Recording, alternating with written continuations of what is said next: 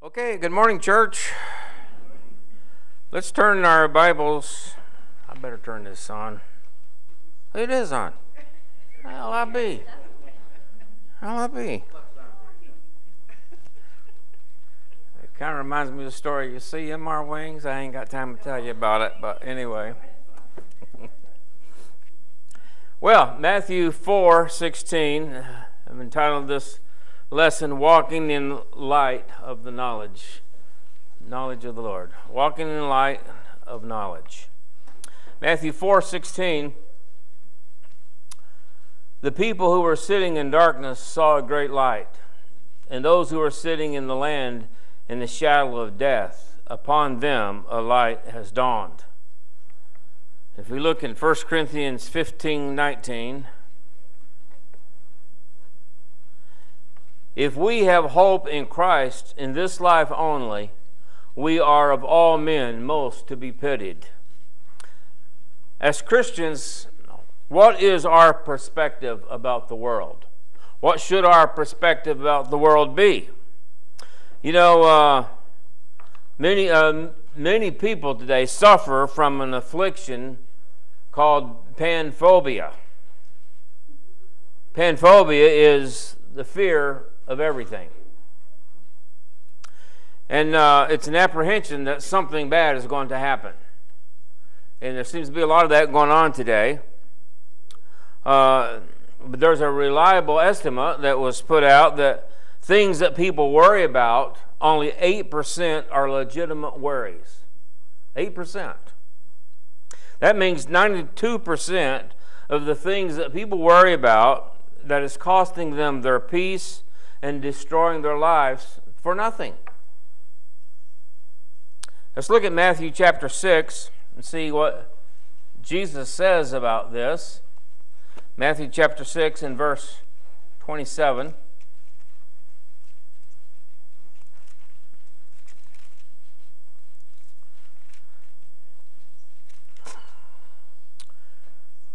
He says, "And who of you, by being worried, can add a single hour to his life?"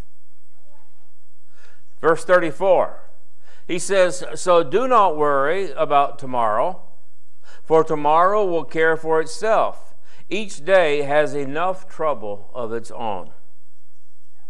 So you know, happiness then is an inside job. As a man thinks, so is he. It's really our choice. But sometimes we have to change our stinking thinking. There's a time for everything under the sun. Time and chance happen to us all. Sometimes tragedies happen. And then it's a proper time for mourning, and for mourning with those who mourn. There is a time for that. But what I'm talking about is an average day when we're surrounded by blessings that we begin to take for granted and spend the day worrying about tomorrow. Daniel, Zechariah, Revelations, seems like all the visions in the scriptures have the same message. We win, we win, we win. We need to walk in the light of that knowledge. We look at life more abundantly. Let's look at John chapter 10. Jesus spoke about life more abundantly. John 10 and verse 10. He says, "The thief comes only to steal and kill and destroy. I came that they may have life and have it more abundantly." Life more abundantly reaches all the way to the third heaven. However, it begins here. The life more abundantly begins as we become Christians, but it reaches all the way to the third heaven for its fulfillment. Look in John 16 in verse 33. John 16:33. Jesus says, "These things I have spoken to you, so that in me you may have peace. In the world you have tribulation, but take good courage. I have overcome the world. He came, he said, so that we can have peace. He acknowledges we're going to have trouble in the world. If you look in John 14, but he says that he's overcome the world. Did Jesus have any trouble in the world? Sure did. But he said, I overcame the world. Chapter 14, the first 3 verses of John says, do not let your heart be troubled. Believe in God, believe also in me. In my Father's house are many dwelling places. If it were not so, I would have told you. For I go to prepare a place for you. If I go and prepare a place for you, I will come again and receive you to myself, that where I am, there you may be also. Seems like Jesus is pointing us to come to understand that this abundant life he's talking about is going to be totally fulfilled, not here, but in another place. And he wants us to know that God has prepared mansions to that end. And so we need to walk in that light. As trouble is all around us, instead of worrying about it, fretting about it, losing your peace over it, know that Jesus says he has prepared mansions for us. And if it weren't true, he would have told us. So walk in the knowledge of that light. And pertaining to our lives here now, Jesus taught the principal law of the universe operates in the law of cause and effect. There's many things we can learn from the Scriptures, not just things about going to heaven, but things pertaining to this life as well. And he says the principal law by which the universe operates, the way God set it up, is on the law of cause and effect. In the parable of the sower, the seed sown was the cause, but in this situation, the effect depended upon the soil or the heart condition. In concerning forgiveness and judgment, Jesus talked about in Matthew 6, he says that unless we forgive people their sins, our sins will not be forgiven. So he's teaching that our actions have consequences. Once again, it's the same law of cause and effect. In Genesis 1:11, God said, let every seed bring forth after its own kind. And all nature teaches us that is true. Everywhere you look, all seed brings forth after its own kind. In Galatians 6:7, Paul makes this universal law known when he says that God is not mocked, but whatsoever a man sows, he will reap. If you sow to the flesh, you're going to reap of the flesh. If you sow to the Spirit, you will reap of the Spirit. But the law is universal. It's in place. What a man sows, he will reap. For every action, there is an equal and an opposite reaction. As you sow, you reap. What you put out will determine what you must get back. It's the law. It's so simple, it's so basic, but it's so true in every aspect of life, and yet it's so misunderstood by people or overlooked. This is the universal law of the boomerang effect. Everybody know what a boomerang is? All right? How far the boomerang will travel, no one can tell. How great or small a circle, only time will tell. But it will eventually, inevitably, come around full circle. It's the law. So if you take stock of your present situation in life, and you've got to realize that it's nothing more or less than the result of your past sowing. What you have sowed is what you are now reaping. If you're not satisfied with it, you got to keep sowing. Remember that everything in the entire universe operates according to the law of cause and effect. There are no exceptions. Nothing happens by accident, not even accidents. For every result, there is a cause. Take care of the cause, and the effect will always, without exception, take care of itself. Good cause, good effect. Bad cause, bad effect. No cause, no effect. It's that simple. So let's turn the page in our thinking and consider for a moment. You don't want to, I've got a set of scales here in my hands, balancing things out. You don't want to look at the wrong end of the scale, but you want to look at who are you serving. Let me explain what I mean. Two scales away, one represents reaping and one represents sowing. Two scales. If you're concentrating on what you're going to reap, thinking about what am I going to reap, what do I need, you're concentrating and you're looking at the wrong scale. You want to look at the other end. Concern yourself only with increasing your service to others, and the scales will balance themselves. You see, because what you're sowing over here will determine what you're reaping over here. Don't just think about what you want to reap. You've got to first think about what you're going to sow to reap.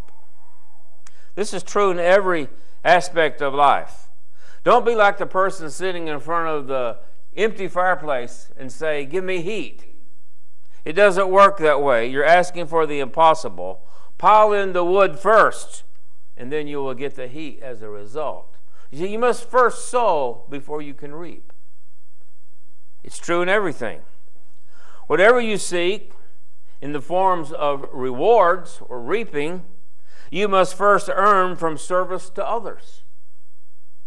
All attempts to set aside this law will end in failure and frustration. Jesus said in Matthew 23:11 that the greatest among you will be your servant. You know, it's not just the greatest in heart he's talking about, but he's talking about look at people who are successful, what we would consider successful in life. If you study the situation, how they got that way, you can be sure that they were sowing some sort of a service to help other people, to give them something they needed. And as a result of that sowing, they reaped back rewards for it. And so we look at them as kind of being great. And so Jesus said, the greatest among you will be your servant. So sometimes we have to prepare to serve. The farmer who's going to go out and going to sow some seed in his field, he has to go out and make sure he's got gas in his tractor, he's got the seed in the seeder, and he's got to do a little preparation. You know, you don't just go out and sow, you got to sometimes prepare to sow. And then you go out and you sow and you reap the rewards. Let's turn the page and think about this. Acres of diamonds and the miracle of the mind. A man named, some of you may have heard of him, Earl Nightingale, tells this account in his book, Lead the Field. An account of an African farmer heard tales of other African farmers who had made millions by discovering diamond mines, and he got so excited that he sold his farm and went out and decided that he was going to search for and find and see if he could find some diamond mines of his own. And so he spent his whole life out looking and searching, and he never found any. This is a true story. And he winds up, some say that he drowned, perhaps deliberately, in the river. He was so frustrated with the fact that he could not find what he was looking for. Well, this story tells of a man who went around and telling this story that I'm fixing to tell you, and the lessons that were to be learned in it. And what he was doing was he was raising money to build a university.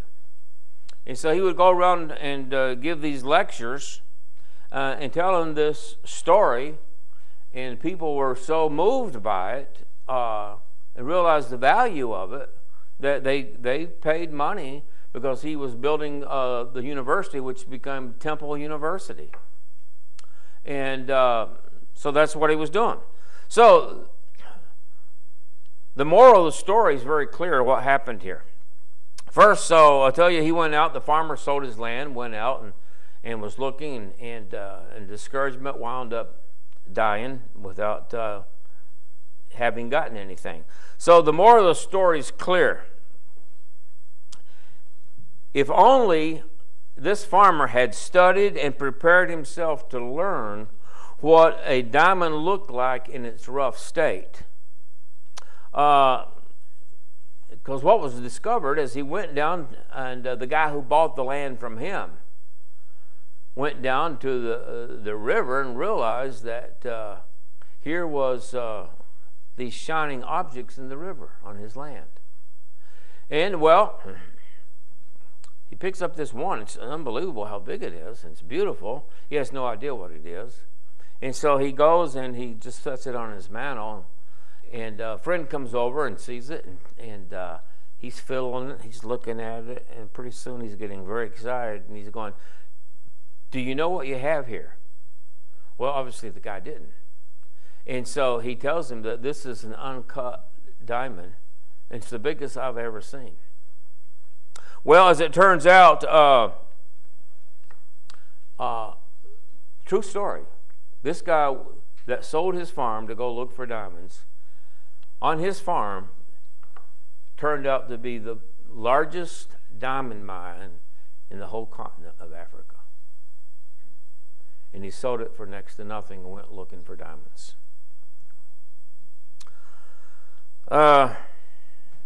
So this affected so many people that heard the story. It was the idea that each of us at this moment are standing in the middle of his or her own acres of diamonds. This is what got the people so excited. They realized, after hearing this story, that they also had acres of diamonds. They had a gold mine. They were yet to discover it, but they knew from hearing the story it was true. It is believed that most people only use 5 to 10% of their mind. So that leaves some 90% of virgin territory unused. Thus, our minds can be compared to the undiscovered gold mine or acres of diamonds. All creation is supplied with instincts, including mankind, but animals were created to rely upon their instincts to live. They don't sit around thinking about what would it take to get the first dog or cat on the moon. Animals don't do that. They mostly just sit until they are moved by their next instinct. Interesting how many people are like that. Help me remember, where is it that the Bible says, as a dog thinks, so is he? I can't find it nowhere. Dogs have been around for thousands of years. How is it they have never evolved to thinking? I'm not promoting evolution. I hope you get that. This is satire. But the Bible does say, as a man thinks in his heart, so is he. Proverbs 23:7. Well, then that leads us to ask, what is the heart? And where do we find it? If it's in his heart that he thinks, what is this heart? Is it this organ that pumps blood through my body? No, it's not. The heart is a figure of expression to the innermost thoughts, feelings, and intentions of a person. So we have thoughts and we have inner thoughts. They're related concepts, but there is a subtle difference between them, between our thoughts and our inner thoughts. Thoughts, in a general sense, refer to the mental processes of thinking, considering and processing information.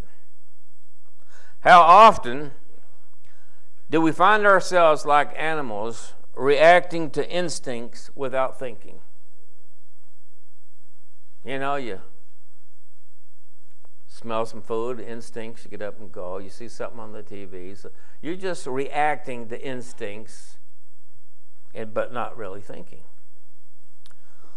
Thoughts, when we think about thoughts in a general sense, it refers to the mental processes of thinking, considering, and possessing information. You got to think.